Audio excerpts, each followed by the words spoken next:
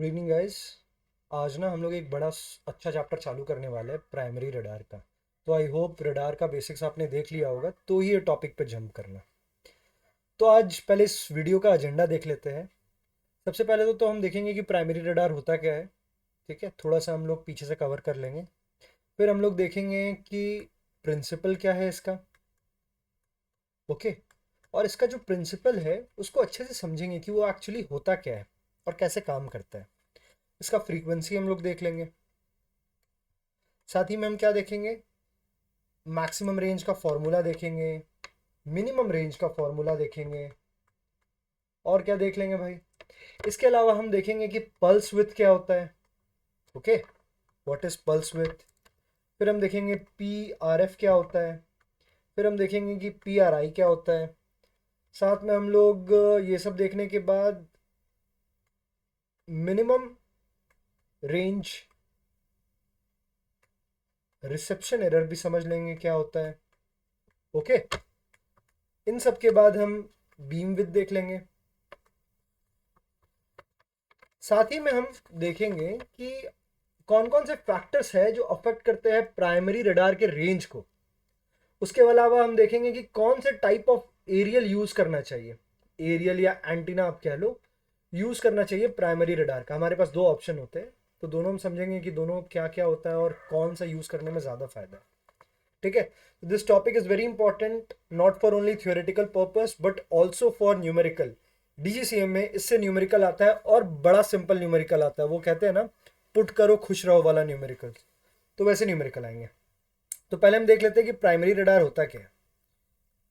Okay, so primary radar क्या होता है, ऐसा एक रडार होता है जो single frequency through out use करता है। Single frequency through out use करता है। अब ये क्या हो गया, तो सपोज करो ये मेरा ट्रांसमीटर है और इसी में रिसीवर भी लगा हुआ है। ये सिग्नल यहाँ पे एक एयरक्राफ्ट जा रहा है, यहाँ से वो सिग्नल भेजा, यहाँ से रिफ्लेक्ट होके सिग्नल आया। तो देखो यही सिग्नल गया और यही सिग्नल आया। जबकि सेकेंडरी रडार में ऐसा नहीं होता। सेकेंडरी रडार में क्या होता था, यहाँ से एक सिग्नल भेजेगा, ये जो ऑब्जेक्ट है वो सिग्नल को एक्सेप्ट करेगा, प्रोसेस करेगा और सिग्नल को थोड़ा सा प्लस या माइनस फ्रीक्वेंसी पे किसी अदर फ्रीक्वेंसी पे भेजेगा। ठीक है, बट प्राइमरी रडार में क्या है, सिंगल फ्रीक्वेंसी रिफ्लेक्ट करके आता है। तो हम देख लेते हैं इसका प्रिंसिपल। प्रिंसिपल क्या है इसका, प्रिंसिपल ना बड़ा सिंपल है, जो अभी मैं समझाया ना वही है प्रिंसिपल। इसका होता है इको एंड सर्च लाइट। अब बात आता है कि यार इको एंड सर्च लाइट है क्या। तो देखो बड़ा सिंपल है। इको, इको क्या हुआ आपका, आप इको नॉर्मल पार्लेंस से भी समझो कि आप जब चिल्लाते हो, कोई केव में चिल्ला रहे हो या खाली रूम में चिल्ला रहे हो, तो इको प्रोड्यूस होता है। क्या होता है, आप गए, आपका आपने चिल्लाया तो साउंड वेव्स गया, टकराया और वापस आया। ठीक है, तो आप समझो अगर आपको स्पीड पता हो साउंड वेव का, तो आप रेंज पता लगा लोगे, क्योंकि टाइम तो आप पता लगा ले रहे हो इको से कितने देर में वो रिफ्लेक्ट होके आ रहा है। बात समझ रहे हो, इको से सपोज करो ये जो ट्रांसमिट किया वेव, ये गया, रिफ्लेक्ट होके वापस आया। अगर मेरे को इसका स्पीड पता है, ये कितने देर में रिफ्लेक्ट होके आया वो पता है, तो हम डिस्टेंस निकाल लेंगे। वही तो इको होता है ना। इको यूजफुल क्यों है, इको इसीलिए यूजफुल है क्योंकि इको हेल्प करता है आपके ऑब्जेक्ट का प्रेजेंस पता लगाने में, आपके ऑब्जेक्ट का रेंज पता लगाने में, साथ ही में कभी कभी ऑब्जेक्ट का साइज भी पता लगाने में। बट बेसिकली अगर हम एविएशन से रिलेटेड देखें, तो वो रेंज पता लगाने में ही हेल्प करता है मोर और लेस, अगर एयरक्राफ्ट की बात करें तो। ठीक है, प्रेजेंस और साइज भी बता सकता है। अब हम देख लेते हैं सर्च लाइट क्या होता है। तो सर्च लाइट क्या होता है ना, देखो मैं फ्रेश पेज में इसको बताता हूँ। Search light, search light. अब भाई साहब सर्च लाइट क्या हो गया, तो ये कुछ नहीं होता है यार, ये ना मेरे को बियरिंग देता है सर्च लाइट। अब यार बियरिंग कैसे देता है, तो देखो होता क्या है कि जो आपका एंटीना होता है ना, वो एंटीना से ना बहुत ही ज्यादा नैरो एंड फोकस्ड बीम निकलता है, फोकस बीम निकलता है। ठीक है, और ये करता क्या है, ये नैरो और फोकस बीम निकला ना, ये स्कैन करता है। अपने आसपास ओमनी डायरेक्शन में 360 में ये स्कैन करता है। किसको स्कैन करता है? ऑब्जेक्ट को स्कैन कर लेता है। इस सेंस में यहाँ पे हम लोग एयरक्राफ्ट सपोज कर लेते हैं, ठीक है। और जो भी एयरक्राफ्ट या जो भी ऑब्जेक्ट इसके अंडर आ जाता है ना, सपोज करो एक लाइट का एग्जांपल लो, ये बल्ब है, ठीक है। यहाँ से लाइट गया, लाइट गया, लाइट गया, लाइट गया। अब यहाँ पे कुछ नहीं था, बट जैसे ही लाइट यहाँ गया ना तो उसको पता चला यहाँ एक बॉल रखा हुआ है। अब ये लाइट यहाँ से पड़ा और इसके पास वापस आ गया, ठीक है। तो इसको पता लग गया, तो ये बेरिंग पता लगा लेगा। वैसे वैसे ही हुआ कि एंटीना से मेरा नैरो और फोकस बीम निकला। जैसे ही वो नैरो और फोकस बीम एयरक्राफ्ट से टकराया और वापस रिसीव हुआ रिसीवर को, तो उसको बेरिंग पता चल गया, ठीक है। तो ये समझ में आ गया होगा इसका प्रिंसिपल। अब हम देख लेते हैं कि इसका फ्रीक्वेंसी बैंड क्या है। तो बड़ा सिंपल है यार, फ्रीक्वेंसी बैंड इसका क्या होता है? S V H F and above. क्यों होता है ये मैंने पिछले चैप्टर में बता दिया, देख लेना। अब हम ये देख लेते हैं ना कि प्राइमरी रडार जो होता है ना, उसमें हम लोग नॉर्मली पैराबोलिक यूज करते हैं। अब यार पैराबोलिक क्या होता है? पैराबोलिक क्या हो गया? तो ऐसा कोई छतरी देखा है कर्व डिश टाइप का जो होता है, ऐसा कुछ कर्व जैसा होगा, ऐसे टाइप का कुछ होता है, ऐसे टाइप का डिश होता है, ठीक है। ऐसे कुछ एंटीना निकला हुआ होता है, थोड़ा सा ना गोल जैसा होता है, कर्व होता है, इसको हम लोग पैराबोलिक बोलते हैं, ठीक है। ये पैराबोलिक क्या करता है? ओमनी डायरेक्शनल में सिग्नल भेजता है। ओमनी डायरेक्शनल मतलब 360, इधर इधर इधर इधर इधर इधर हर जगह सिग्नल भेज रहा है, ठीक है। और सिग्नल क्या करता है? कोई ऑब्जेक्ट है उससे टकराएगा और रिफ्लेक्ट होके वापस आ जाएगा यहाँ पे। और उससे वो क्या करता है? इको भी पता लगाता है, सर्च लाइट भी पता लगाता है। इको से क्या मिलता है हमें? इको से रेंज मिल जाता है, सर्च लाइट से बेरिंग मिल जाता है, ठीक है। इतना समझ में आ गया होगा। अब हम देख लेते हैं आगे। एक फॉर्मूला याद रख लेना कि मैक्सिमम रेंज का फॉर्मूला क्या होता है। तो फॉर्मूला याद रख लो, मैक्सिमम रेंज का फॉर्मूला होता है C बाय 2 PRF, ठीक है। ये मैक्सिमम रेंज का फॉर्मूला है। अब भैया PRF क्या हो गया? PRF हम लोग आगे पढ़ेंगे, चलो यही याद कर लो। ऐसे पिछले चैप्टर में भी बताया था आपको, it is nothing but number of pulses पर सेकेंड, ठीक है। ये PRF। तो याद रखना कि जो मैक्सिमम रेंज प्राइमरी रडार का होता है ना, वो डिसाइड किससे होता है? PRF से डिसाइड होता है। और आगे हम लोग देखेंगे कि जो मिनिमम रेंज होता है ना, वो किससे डिसाइड होता है? वो पल्स विड्थ से डिसाइड होता है। पल्स विड्थ, पल्स विड्थ क्या है ये हम लोग आगे पढ़ लेंगे, ओके। अब हम लोग देखते हैं एक फॉर्मूला। फॉर्मूला क्या है? ये तो मैं आपको अभी जो फॉर्मूला बताया ये वाला मैक्सिमम रेंज का था। Maximum range is equal to C by 2 PRF, ठीक है। अब यहाँ पे जो C है ना, वो क्या है? C is nothing but speed of light. और वो कितना होता है भाई साहब? वो होता है 3 × 10⁸ मीटर/सेकेंड, ठीक है। एक रिलेशनशिप और समझ लो, जो मेरा PRF होता है ना, इज इक्वल्स टू 1/PRI, ठीक है। ये भी होता है। PRI क्या है हम लोग देखेंगे आगे। तो आप इसको यहाँ पे रिप्लेस कर सकते हो। तो सपोज करो DGC एग्जाम में आपको PRF नहीं दिया हुआ है, PRI दिया हुआ है, और ये निकालने बोला है, तो भी निकल जाएगा, ठीक है। Not a big deal. अब हम लोग पल्स विड्थ देख लेते हैं। तो अभी मैंने आपको एक चीज बताया कि जो मिनिमम रेंज होता है ना आपका, वो किस पे डिटरमाइन किया जाता है? पल्स विड्थ पे। मैंने बोला मिनिमम रेंज जो डिटरमाइन होता है, जो पता डिटरमाइन जिस पे निर्भर होता है, वो होता है pulse width. What is this pulse width? तो पल्स विड्थ भी ना यार बड़ा सिंपल है। पल्स विड्थ क्या है? सिंपल अगर शब्दों में कहे तो it is nothing but time interval between start and end of a single pulse, ठीक है।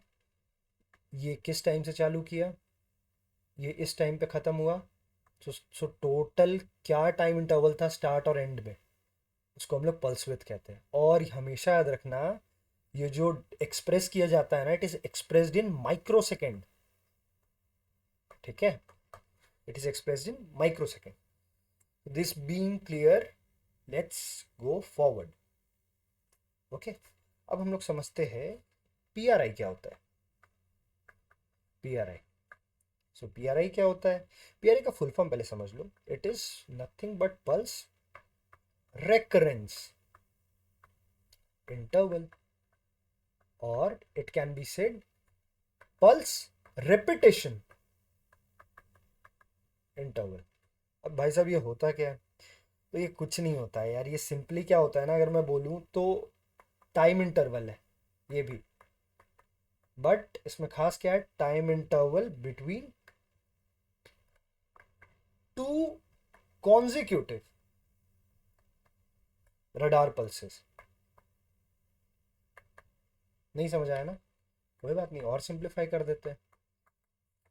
तो इसको हम ऐसे बोलते हैं कि ये एक ऐसा पीरियड है that start period from start, ऐसे लिखते हो, period from start of one pulse to start of next. अब समझ में आ गया होगा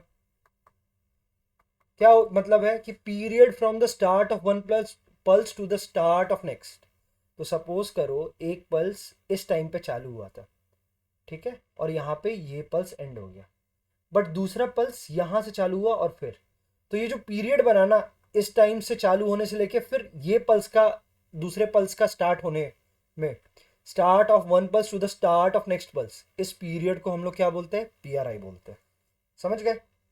फॉर्मूला तो अब याद ही होगा, अभी बताया मैंने. रेंज का फॉर्मूला क्या था? C into PRI by 2, range का फॉर्मूला. ठीक है. अब हम लोग दूसरा टॉपिक देखते हैं, दैट इज PRF.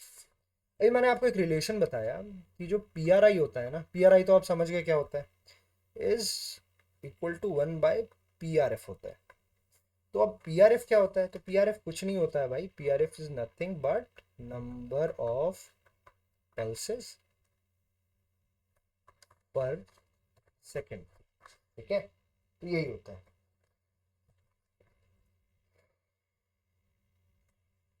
अब याद रखना कि मैक्सिमम रेंज ऑफ रडार होता है वो हमेशा PRF से ही डिटरमाइन किया जाता है. बहुत इंपॉर्टेंट है ये पॉइंट. नेक्स्ट जो हमारा टॉपिक है which is minimum range reception error. अब ये याद रखना, ये जो एरर है ना, अभी मैं बताता हूं, पर पहले कुछ कुछ पॉइंट, बस इसका एक ही पॉइंट है याद रखने के लिए, कि ये जो एरर है ये सिर्फ प्राइमरी रडार में ही होगा. अगर आपकी ख्वाहिश है कि ये सेकेंडरी रडार में भी हो तो आई एम वेरी सॉरी, ये सेकेंडरी रडार में नहीं होता है. ठीक है, this is exclusive to primary radar only. अब यार ये होता क्या है? तो अगर सिंपल सरल साफ शब्दों में मैं आपको बताऊं, अगर एकदम सिंप्लीफाई करके बोलना हो ना, तो ये जो रडार होता है ना हमारे पास, रडार जो प्राइमरी रडार है, ये रडार फेल कर जाता है. फेल क्यों कर जाता है? Fail to detect a target when that target is too close, बहुत पास है, टू रडार एंटीना. ऐसा क्यों भाई? ऐसा क्या हुआ कि पास वाला को वो नहीं कर पा रहा है? तो देखो, जब रडार ज्यादा क्लोज होता है ना, एग्जाम्पल से समझाते हैं तो अच्छे से समझ में आएगा. पहले एग्जाम्पल से समझाते हैं, फिर आपको प्रॉपर इंग्लिश में लिखवाएंगे. तो देखो, सपोज करो आप घूमते घूमते एक केव के पास पहुंचे. ठीक है, ये केव था. अब मन में लड्डू फूटा, आपने बोला कि भाई मैं ना चिल्लाऊंगा यहाँ पे. तो आपने ऐसे ऐसे करके चिल्लाया. जब तक ये जो आपने चिल्लाया ये रिफ्लेक्ट होके आता, इको जो प्रोड्यूस होता, आपने क्या कर दिया ना, दूसरी बार भी चिल्लाना चालू कर दिया. तो जब आप दूसरी बार चिल्लाए तो फिर आप ये जो इको था ये तो नहीं सुन पाए ना. This is only minimum range reception error. अब इंग्लिश में बताते हैं तो अब और अच्छे से समझ में आएगा. तो देखो, होता क्या है कि when radar is too close, that radar has not finished transmitting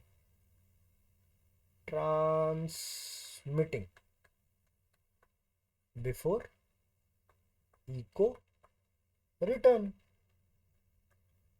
ठीक है, एंड सिंस जो रिसीवर है हमारा इज स्टिल ट्रांसमिटिंग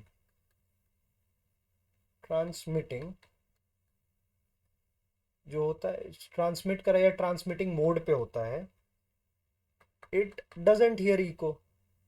ठीक है, यही होता है जब बहुत पास होता है ना, तो यही दिक्कत होता है कि रडार इतना पास है कि रडार अभी फिनिश किया ही नहीं ट्रांसमिटिंग, उससे पहले क्या हुआ, उसका इको ही आ गया, और अभी तक मेरा वापस ट्रांसमिट कर ही रहा है, तो इसीलिए इको सुन ही नहीं पाया। ठीक है, बहुत इजी था, बहुत सरल था, ये समझ में होपफुली आ गया होगा। अब देखो, एक ना मिनिमम मैक्सिमम रेंज का तो मैंने आपको फॉर्मूला बता दिया है, एक मिनिमम रेंज का भी फॉर्मूला आप याद रख ही लो। तो मैं दोनों लिख देता हूँ साथ में। मैक्सिमम रेंज का जो फॉर्मूला था वो था मेरा C/2 PRF, and PRF is equals to 1/PRI। ठीक है, और ये किस पे डिपेंडेंट था, डिटरमाइंड था, ये PRF पे था, याद रखना। अब मिनिमम रेंज जो मेरा होता है ना, जो मिनिमम रेंज होता है उसका फॉर्मूला क्या होता है, तो कुछ नहीं होता है, पल्स लेंथ इंटू C/2। अब ये जो पल्स लेंथ है ना, ये याद रखना हमेशा सेकेंड में होता है, सेकेंड्स में। तो कभी भी अगर आवर में दे दिया ना DGCA में, तो सेकंड में चेंज कर लेना, ऐसे नहीं सीधा पुट करो खुश रहो तो करो वही, पर चेंज कर लेना यूनिट, नहीं तो पूरा काम। और आवर आने के बाद जो आंसर आता है ना, आवर आप डालोगे और जो आंसर आएगा वो भी ऑप्शन में होगा, इसलिए लगेगा कि सही सही कर रहे हो, बट ध्यान से 1 मिनट रुक के देख लेना, वो फंसाने के लिए रखते हैं, और पहला ऑप्शन ही वो होता है। ठीक है, और जो मिनिमम रेंज था वो मैं बार बार बता रहा हूँ, पल्स विथ पर डिपेंड करता है। अब हम लोग देख लेते हैं बीम विथ क्या होता है। बीम विथ क्या होता है, ठीक है, तो बीम विथ भी अगर मैं एकदम सिंपल टर्म में आपको बताऊं ना, तो ये होता है कि हाउ वाइड और नैरो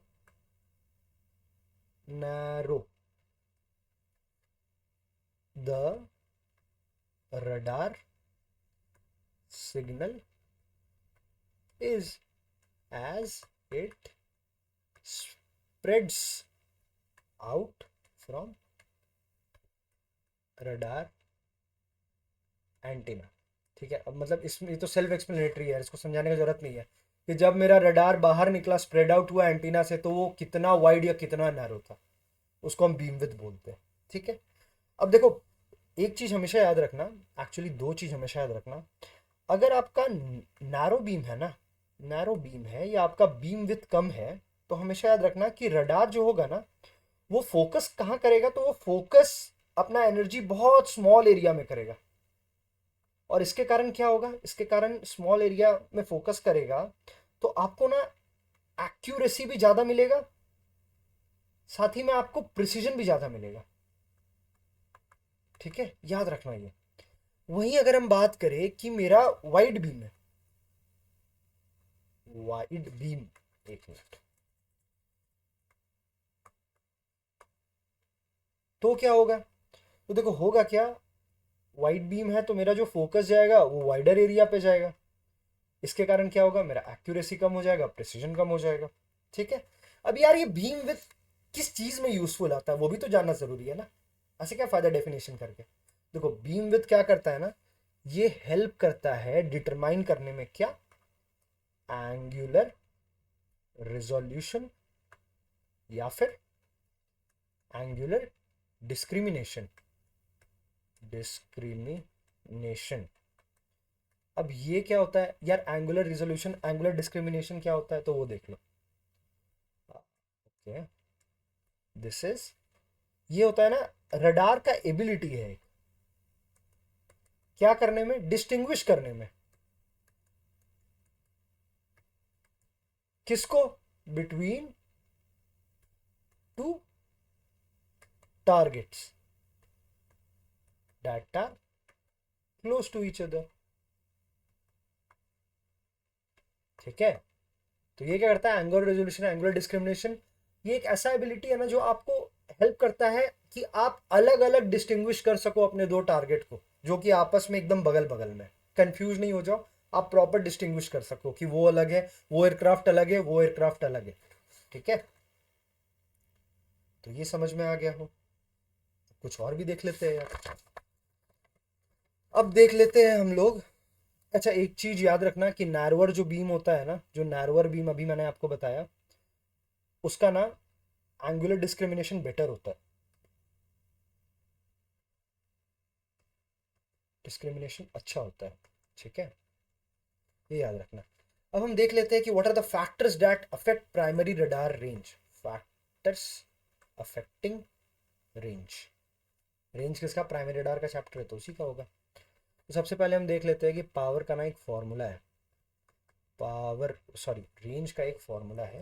पावर का क्या ही फॉर्मूला है, रेंज का एक फॉर्मूला है,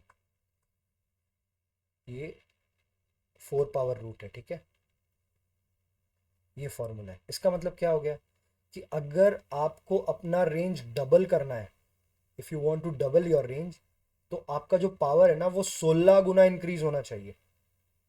ठीक है, इसका मतलब अगर आपको ट्रिपल करना है तो कितना होना चाहिए, 81, है ना। सही है। अब पहला पॉइंट तो आप समझ गए, अब दूसरा पॉइंट भी देख लेते हैं। तो देखो, रडार जो होता है ना हमारा, वो क्या फॉलो करता है, लाइन ऑफ साइट प्रोपागेशन। हमेशा याद रखना कि ये जो मेरा रडार है वो फॉलो करेगा line of site propagation. Line of site क्या है, ये एकदम पहला चैप्टर में ही मैं बता चुका हूँ।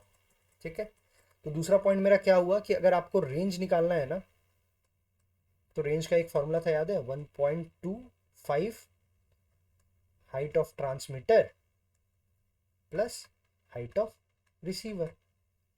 तो यहाँ पे ना जो 1.25 है ना, वो 25 ना होके यहाँ पे हो जाएगा 23। ठीक है, ये याद रखना। अब थर्ड पॉइंट होगा पीआरएफ। अब भी मैंने आपको बताया था कि पीआरएफ जो होता है ना, वो रेंज पे डिपेंडेंट होता है, कि जो मैक्सिमम रेंज है वो डिटरमाइन किस पे होता है, पीआरएफ पे। क्यों, क्योंकि रेंज का फॉर्मूला ही था, जो मैक्सिमम रेंज का फॉर्मूला था वो क्या था, C/2 पीआरएफ। ठीक है, तो पीआरएफ पे भी डिपेंडेंट हुआ। साथ ही में टारगेट कैरेक्टराइजेशन भी होता है। टारगेट कैरेक्टराइजेशन मतलब क्या हो जाता है कि अगर स्मॉल टारगेट है ना, अगर आपका छोटा टारगेट है, ठीक है, तो वो ना बहुत पुअर रिफ्लेक्शन देगा आपको। एंड अगर जो बड़ा टारगेट है ना, वो आपको बेटर रिफ्लेक्शन देगा। तो अगर छोटा टारगेट है तो रेंज में थोड़ा सा दिक्कत आ सकता है, बट बड़ा टारगेट है तो ऐसा दिक्कत नहीं आएगा। क्यों, क्योंकि ये सपोज करो यहाँ टकराया और टकरा के वापस कहीं और चला गया, इधर चला गया, या जा ही नहीं पाया, टकरा ही नहीं पाया, बट बड़ा रहा तो टकरा के अच्छा से रिफ्लेक्शन मिल गया। ठीक है, तो ये 4 पॉइंट आप समझ लिए होंगे। अब हम लोग पांचवा भी देख लेते हैं। तो भाई साहब, पांचवा क्या है, पांचवा मेरा क्या है ना, रेन क्लटर।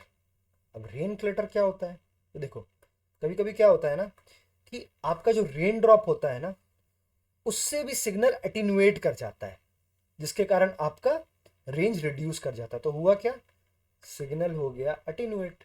क्यों, क्योंकि रेन ड्रॉप से टकरा गया। अटेन्यूएट का मतलब लॉस ऑफ सिग्नल या वीकनेस ऑफ सिग्नल, जिसके कारण मेरा रेंज भी जो है वो कम हो गया।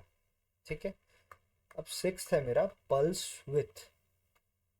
ठीक है, पल्स विथ आपको पता है, मैं बताया था कि जो मिनिमम रेंज होता है ना, वो किस पे डिटरमाइंड होता है, पल्स विथ पे। ठीक है, तो ये भी आप समझ गए होंगे। अब हम देख लेते हैं M T I, last topic, not last but the second last topic. M T I full form क्या हो गया भाई साहब, it is moving target indicator. ठीक है, पहले कुछ पॉइंट्स देख लेते हैं फिर इसको समझते हैं अच्छे से। तो मूविंग टारगेट इंडिकेटर जो होता है ना, मूविंग टारगेट इंडिकेटर जो होता है ना, वो इंश्योर करता है, it ensures that radar only uses Doppler technique. Doppler technique. अब ये क्या हो गया, तो एक एक करके हम समझते हैं कि डॉपलर टेक्निक क्या है और एमटीआई कैसे इंश्योर कर सकता है, होता क्या है बेसिकली। तो देखो, एमटीआई क्या हो गया ना आपका, एमटीआई एक रडार का ऐसा फीचर है special feature of radar, feature of radar जो कि ना सिर्फ मूविंग ऑब्जेक्ट को डिटेक्ट करेगा, स्टेशनरी ऑब्जेक्ट को डिटेक्ट नहीं करता है। Special feature of radar that only detect moving object and not stationary. Stationary, अब ऐसा क्यों? देखो होता क्या है कि रडार से जो सिग्नल रिसीव हो रहा है ना, वो मूविंग ऑब्जेक्ट को भी हो रहा है, स्टेशनरी ऑब्जेक्ट को हो रहा है, दोनों को मिल रहा है रडार से सिग्नल। बट अगर रडार मूविंग और स्टेशनरी दोनों को अगर समझो डिटेक्ट करने लगा ना, तो क्या होगा, आपका स्क्रीन जो होगा ना क्लटर्ड हो जाएगा, अननेसेसरी थिंग्स आ जाएगा, और आपको तो सिर्फ मूविंग ऑब्जेक्ट को ही हाईलाइट करना है। तो एमटीआई यही करता है।